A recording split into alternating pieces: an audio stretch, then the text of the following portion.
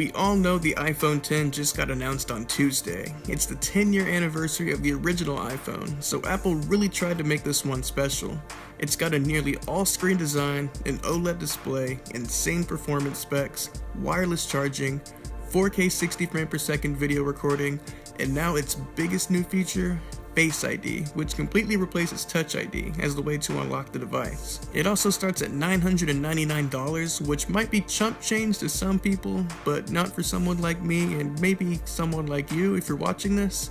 So I'm here to say that as impressive and enticing as the iPhone X looks, don't buy it, wait until next year, and here's why. If you keep up with iPhone rumors at all, you've definitely heard of Vinya Geskin.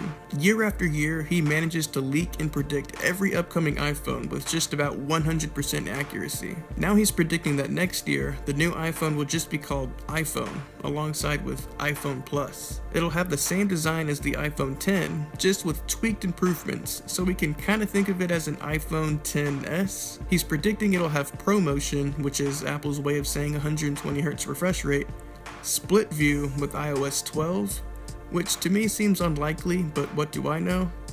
An 8 megapixel front camera and a 16 megapixel rear camera, the A12 chip, which I can't even imagine seeing how good the A11 is going to be, and IP68 water resistance, as opposed to the current IP67 on the iPhone X, 8, and 7. He's also predicting that the iPhone Plus will have a massive 6.4-inch display, which was also hinted at in the leaked HomePod firmware a few weeks ago. The reason I'm mentioning these predictions is because if you can't afford to upgrade every single year, it is worth the wait. If you look back at every S model iPhone, the S model is way better than the original. Comparing the iPhone 4 to the 4S, the 4S had Siri and a dual-core processor, first time on an iPhone.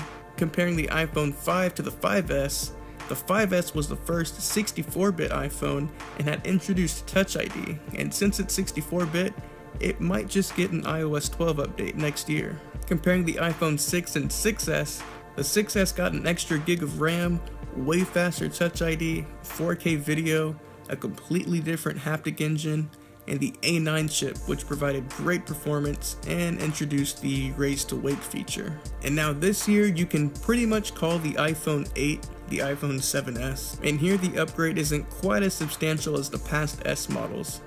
The iPhone 8 has wireless charging and a slightly better camera and display, and that's about it. But I think the reason the upgrade is so small is because there's not much more that can be done to improve this iteration of iPhone. The iPhone 8 is pretty much a maxed out iPhone 6, which came out in 2014. The iPhone 8 has the same general design as the iPhone 6, just with way better specs of course, and I think they've reached the cap. And now with the iPhone X, they're just getting started. Apple's never made a phone quite anything like the iPhone X, so there's going to be inevitably lots of room for improvement as time goes on. A good example of this is the iPhone 6 Plus. Apple had never made a large phone before, and while the 6 Plus was a great phone, it had hardware problems. There was bin gate and touch disease, but Apple fixed those quickly with the 6S Plus. So with the iPhone X being the first all-screen OLED phone Apple's ever made, there probably will be some hardware issues that'll get patched up with next year's model or the year after. Time will tell.